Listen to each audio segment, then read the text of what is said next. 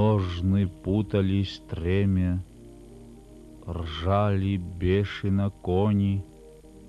Раскаленное время мы черпали с ладони, и от крови пшеница поднималась сырая, солнце билось, как птица, на закате сгорая.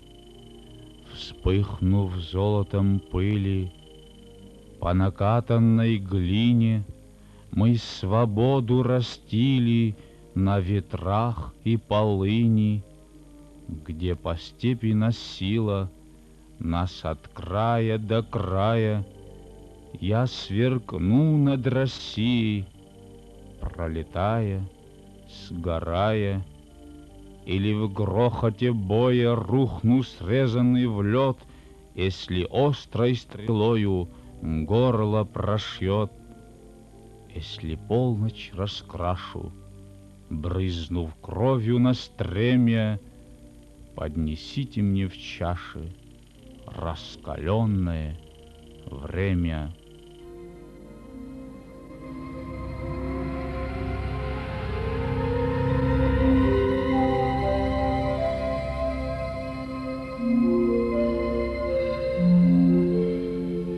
Поэт на то и поэт, что осуществляет народные представления о чести и достоинстве. Это качество в Саше Бардадыме было сильно развито. Он человек чести и достоинства. Это был характер, в котором сочетаются черты казака из Запорожской сечи с чертами русского потомственного интеллигента. Среди репинских запорожцев, пишущих письмо турецкому султану, предки Саши, его предки и среди героев Вишневого сада. Он дуэлянт, у него лермонтовское презрение к смерти. Он уже раз стоял под пулями, выжил. Он уже однажды спускался на канате в бездну Афонских пещер, вернулся на землю, но и ощутив бездну, он заведомо философичен. Характеру Александра свойственно то, что философы называют антиномией, противоречием, взрывом смысла. Он застенчив до робости и решителен до лихости и смелости. Эта блестящая характеристика, этот всеобъемлющий образ, основанный на тонком исследовании контрастирующих черт и свойств поэта, создан замечательным литературоведом Львом Озеровым. Глубоко выстраданное слово учителя об ученике, западающие в душу строки из предисловия к исповедальной книге стихов Александра Бардадыма «Прорваться за грань». Но сначала вдумаемся и глубже вникнем в изначальный смысл дневниковых записей поэта, свидетельствующих о его высоком интеллекте и оригинальности мышления.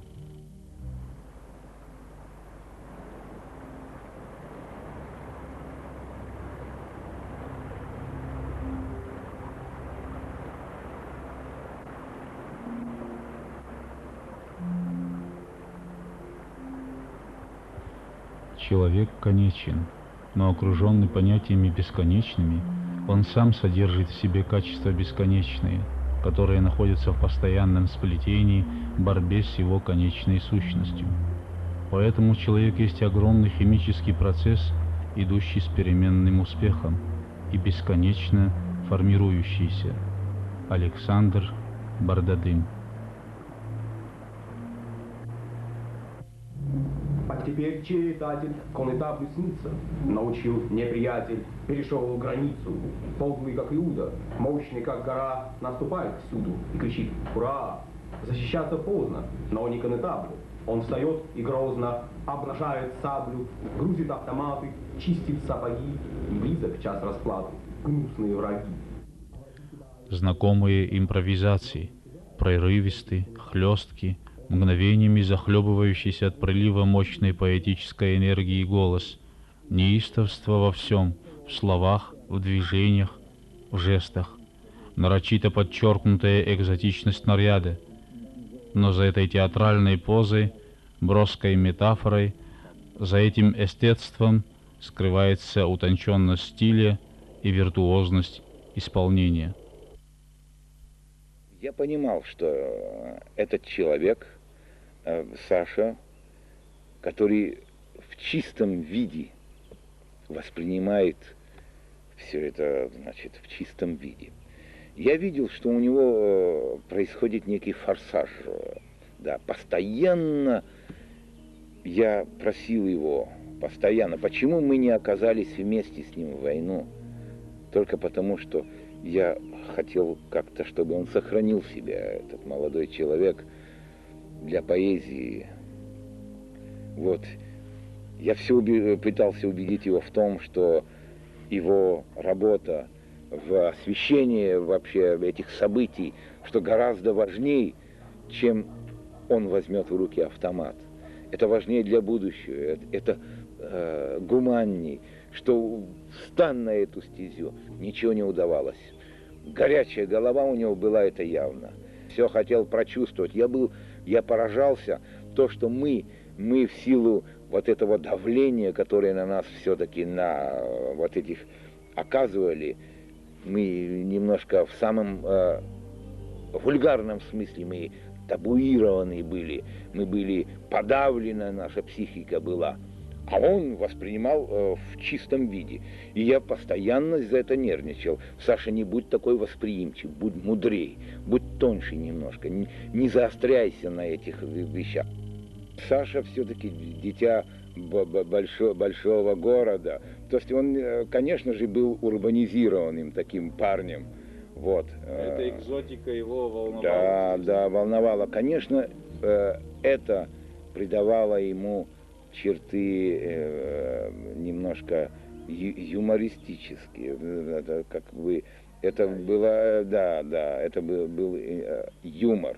Бывали случаи, когда он был на связке, значит, в пещере. Да. В пещере, значит, 90-метровый колодец, и вот мы поднимаемся, а я ему говорю, ты стой и, значит, страхуй, поднимай, значит, людей, значит, они идут по лестнице еще со страховкой.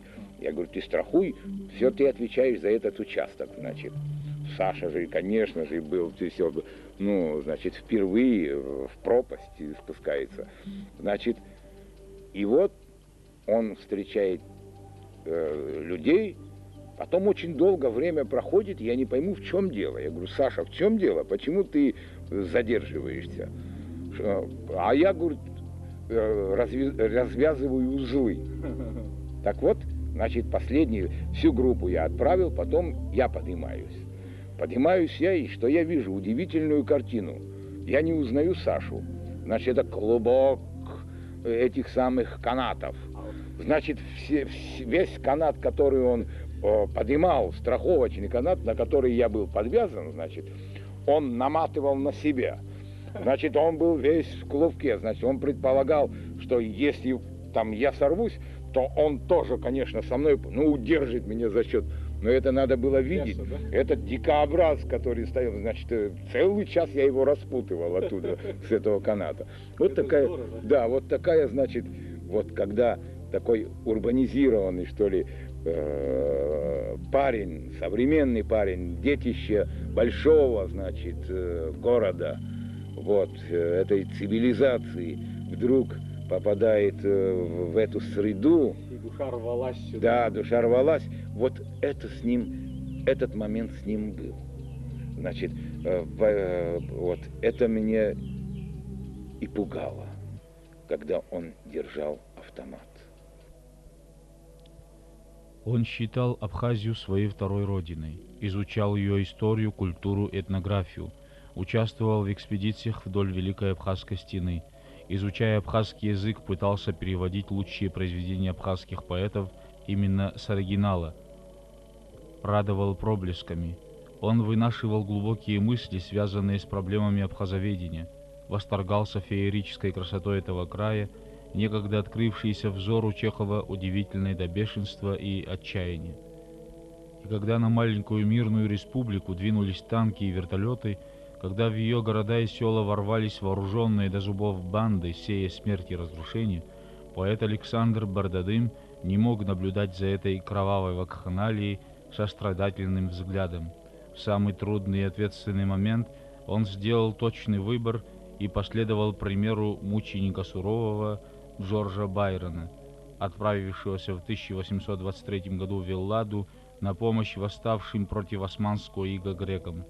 Безоглядно спеша на помощь малочисленному абхазскому народу, подвергающемуся физическому истреблению, где-нибудь в горах Кавказа, идя вслед за первыми волонтерами, Александр Бардадым произнесет пламенные строки, которые войдут потом в новейшую историю Кавказа как гимн конфедератов. В краю, где зверствуют бандиты, горит свободная земля, приходят мстители-джигиты, тропой Мансура, Шамиля.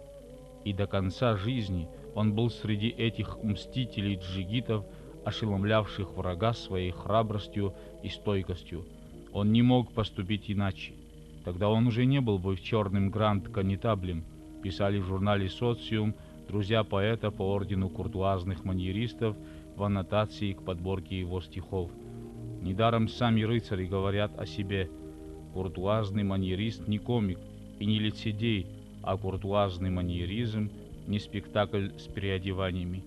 Благородный и храбрый Саша Бардадым доказал это своей жизнью. При всей горечи, при всем ужасе происшедшего, я понимаю для себя, я пытаюсь объяснить, зачем он поехал туда погибать.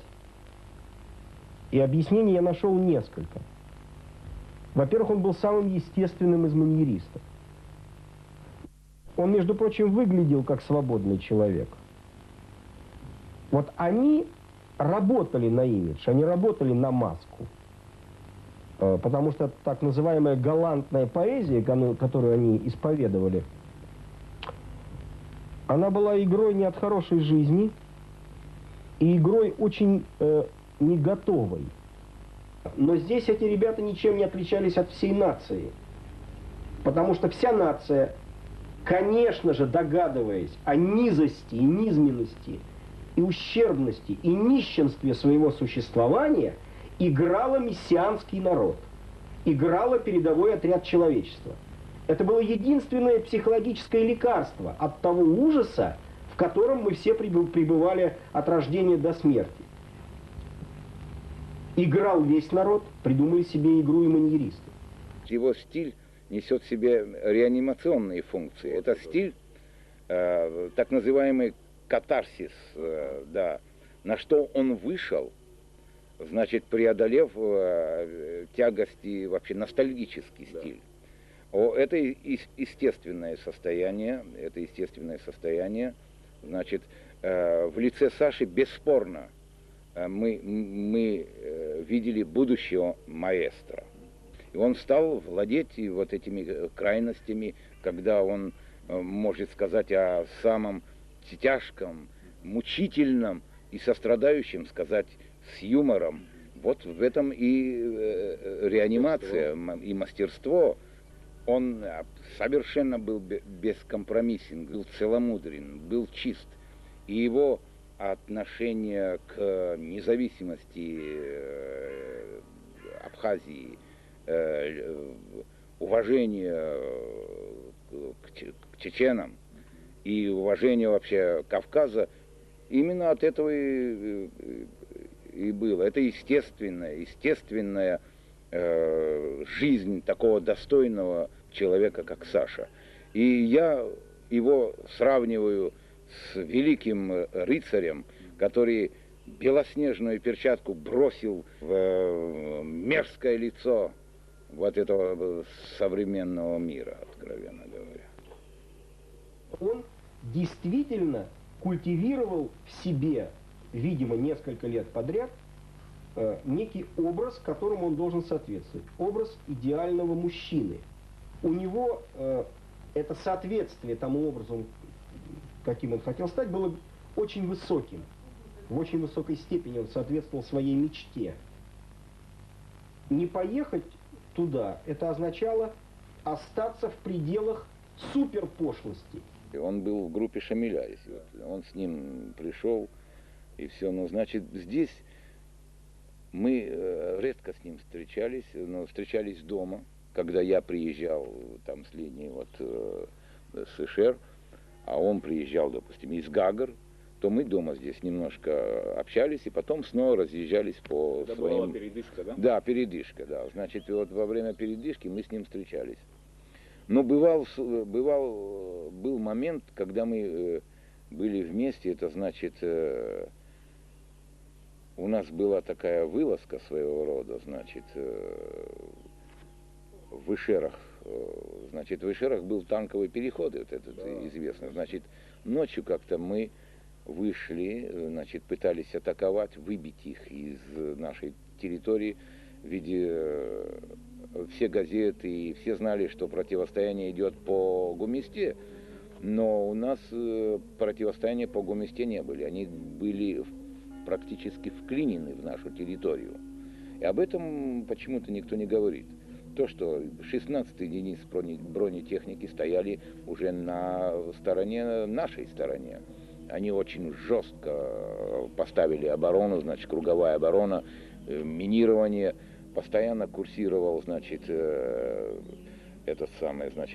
машина, которая через Гуместу обеспечила боеприпасами, вот, и так далее. Значит, вот они были вклинены в нашу территорию. И случай активизации очень сильной, с большим прикрытием, допустим, они очень мощно угрожали нам. Они могли пройти и дальше, бесспорно. И вот в одной из атаки, значит, возглавляемые Мущни Хварским, мы оказались с Сашей. Так, человек 40 наших ребят, все.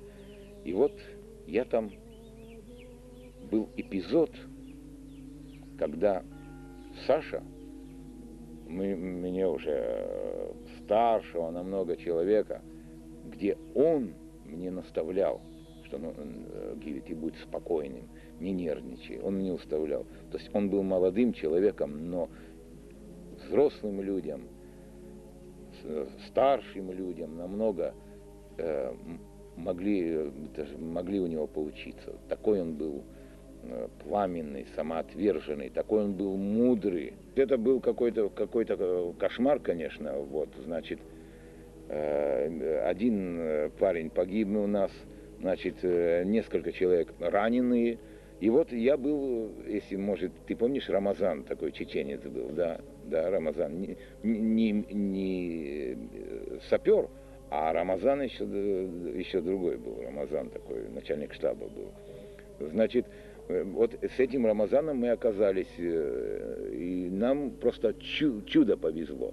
Метров 50 уже расцвело, уже видно, и мы видим, как, значит, БМП это самое дуло прямо в нашу сторону, метров 50, значит, и бьет. Я вижу, значит, меня бросило, а он, значит, Рамазан начал, значит, я вижу, что у него конвульсии начались. Естественно, после этих атак, неожиданно, когда мы начали атаковать, значит, они были все возбуждены, и, очевидно, не осколочные, а кумулятивные они всунули в это. Так, и вот, значит, этим аккумулятивным, значит, прямо попало в ногу ему, значит, вот такая, да, Рамазану, значит, он был очень раненый. Ну, что я хочу сказать. Саша был, конечно же, достойный человек.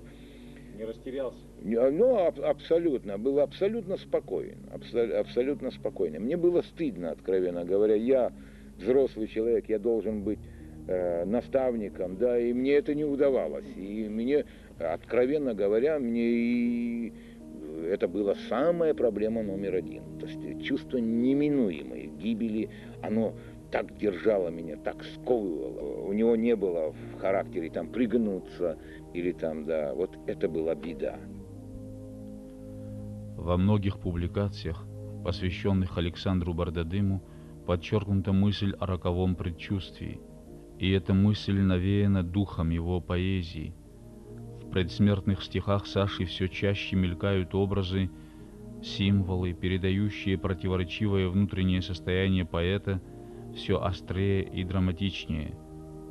Черный грач, черный парус, эхо ослепшее в темноте. Контраст черного и белого обозначился во всем, но меланхолии, чувства безысходности в них не было. Даже мысли о бренности всего земного как-то неожиданно сглаживались светлыми тонами.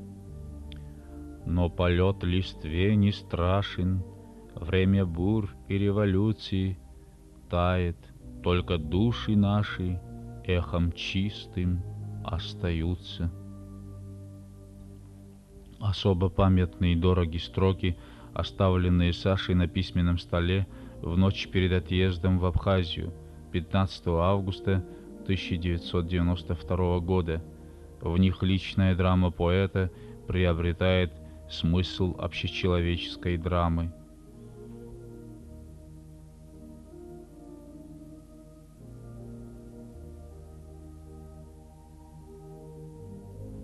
Знать о будущем и былом опаснейшее из затей. Черный грач зачеркнет крылом образ твоих детей, коснется крылом твоего плеча. Лучше не ворожить, пока твой ангел не заскучал.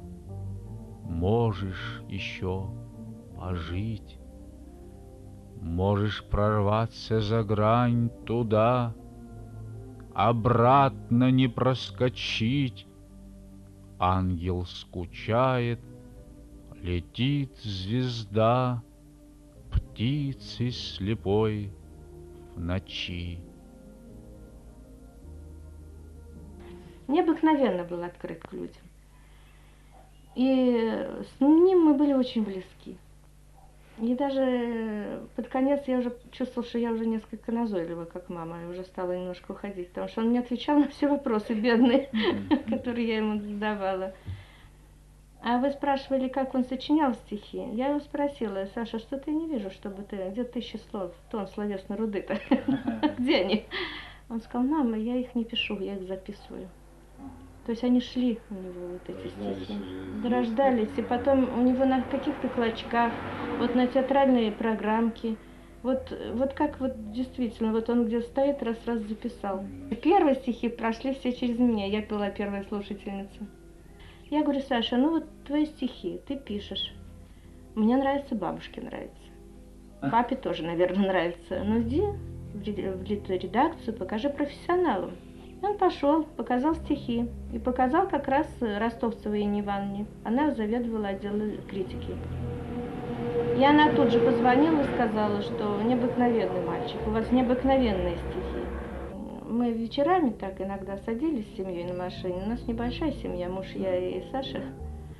Садились на машину и вечером просто объезжали по Москве. Любили ездить на Ленинские горы. Ну, поставим там машину и гуляем там. И вот как-то мы идем с ним вместе по аллейке, на Ленинских горах. И Саша говорит: мама, дай я тебе прочитаю стихотворение. Я говорю: Саш, прочитай. Вот я сейчас прочитаю вам это стихотворение. Так вот, «Восточный вечер» называется. Небо томно опустило золотистые ресницы, солнце землю опалило, проходя на колеснице. Гаснет день, уходят тени, время ласковые руки в облаков лохматой пени растворяют мира звуки. И был вечер, солнце так как-то, такая ассоциация была. Я говорю: Саша, какие чудные стихи, чьи это? Он говорит: это мои. Я уже поняла, что вот он по-настоящему начинает писать стихи. Это было ему 16 лет, и он уже был просто сложившимся поэтом. Вот когда уже подошло время кончать школу, он говорит: я буду поступать только в Литинститут. Причем еще будучи в 9 классе, он же был участником Всесоюзного совещания молодых писателей. На будущий год он пошел в Литинститут, просто после 10 класса. Каждый год по 2 языка народов СССР. В этот год, когда Саша поступал, был абхазский язык и таджикский язык. В общем, оба народа трагические. Ну и мы на бытовом уровне сели вместе с ним. Куда поступить? Таджикскую группу или абхазскую? Саша говорит: ну, конечно, в Абхазию. Сочи, это рядом, Сухум, Пицунда. И вот по этому принципу... В какой-то мере экзотика. Экзотика, ну что ты море, что там Таджикистан? Он сказал, это и море. И поступил с вашими ребятами, с Асланом из Онтарио. Амар Сангули, Агумау, в общем, Аслан, в общем, все эти ребята, их было 10 человек. И когда он сюда пришел, Денис Чичхали их привез просто сразу с первого курса. Практику они проходили полное лето здесь. Там жил он в Сухуми и увидел работы Гивисмыра, Руслана Пантария. Мы художники, он как-то ему близко, вероятно, это все было. Мы с мужем художники. И поэтому он просто привязался необыкновенно к Гиве. И они просто, я вам скажу, полюбили друг друга. И вот Гиви его, я ему очень благодарна, перед армией он его и сделал мужчиной. Саша был подвержен, не подвержен, он был представитель вот того нового сознания, бесспорно. Он предполагал, и вполне, значит, это как бы логично, значит, он предполагал, что чечены несут очень великие традиции воинов, да, на Кавказе.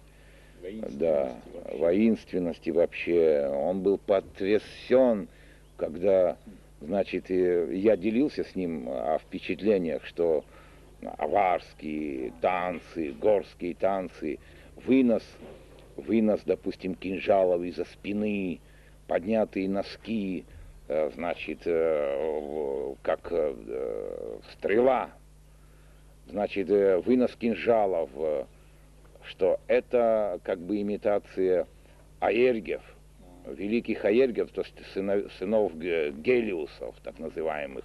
В моем представлении, значит, Гелиусы, сыновья, потомки Гелиусов жили в крепостях в виде дротиков. Значит, такая у меня гипербола была, что Гелиусы метали, в смысле крепостя у них были в колчане, и они метали эти дротики в пространство. Значит, дротик шел, врезался, значит, там, в землю, и оттуда начинался контроль этого пространства. Значит, это сыновья Солнца. Значит, вот так стрелы уходили и к Дону, к Рионе, так называемые, значит, и даже в Европу залетали. И я ему говорил о том, что давай, попробуй, помоги мне в этом деле, значит, давай, Саши? Да, Саше и нашему Руслану Гожбе, значит, кто же были носителями вот этого сознания гелиосов, так называемых? Он очень увлекся просто, вы знаете, Абхазией как страной. Он влюблен, во-первых, был необыкновенно в этот край. И у него были необыкновенные замыслы. Он в Москве собирал экспедиции, он хотел в дальнейшем очень серьезно заняться изучением Абхазии. Он готовил, ну не готовил буквально впрямую, но он уже подговаривал ребят, там, кого он знал, идти в глубину Абхазии. Говорит, там есть такие места, где просто нога человека не ступала. Не то, что цивилизованного человека, а просто. Там не был человек никогда. Там, говорит, необыкновенные животные еще остались. Он верил, что там живет необыкновенный человек, такой древний какой-то. Вот он знал и рассказы охотников, и старожилов, что выходят такие какие-то существа необыкновенные. Он увлекающийся был человек, поэт, он считал, что это на самом деле так, наверное, так и есть. Он сам по себе, для себя очень много знал, потому что я знаю, что московские какие-то, даже может, ученые ему звонили, и он долго-долго, говорю, кто тебе звонил? Он доктор наук какой-то, этнограф, говорит, мне звонил. Он долго им рассказывал про Абхазию. То есть мальчик, он был абсолютно консультировал их. Ему задавали вопросы, он совершенно отвечал четко. Вот в этой статье Васильевой «Критика» вы прочтете, тоже она пишет, что она была поражена ее глубоким знанием Абхазии. Он глубоко знал абхазскую культуру, историю, он просто был увлечен. Он рисовал сам рисунки абхазских рыцарей, у нас вот у него на стенке его рисунки есть, он неплохо рисовал.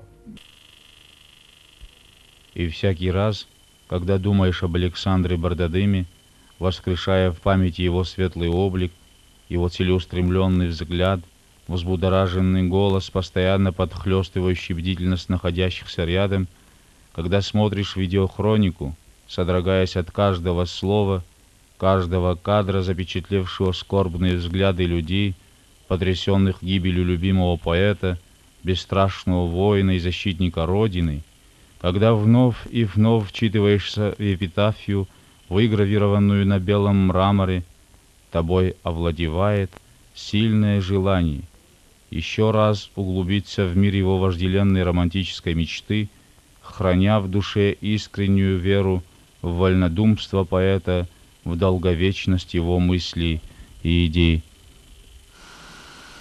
Заскучать, взять билет небрежно, холод, поле аэродрома и увидеть, как в жизни прежней зиму горной тропы изломы.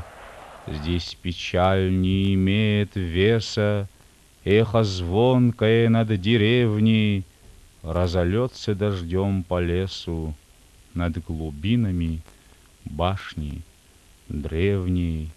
Ты спускаешься, вечер синий, тени тонкие, как балерины, и закружится хрупкий иней на густых листах мандарина. Море свежее, вдаль открыто, на причале замри и слушай, как волна, словно хищник сытый, осторожно коснется суши и крадется на пышных лапах. Ты почувствуешь, это свобода мандарина, оранжевый запах, запах Нового года.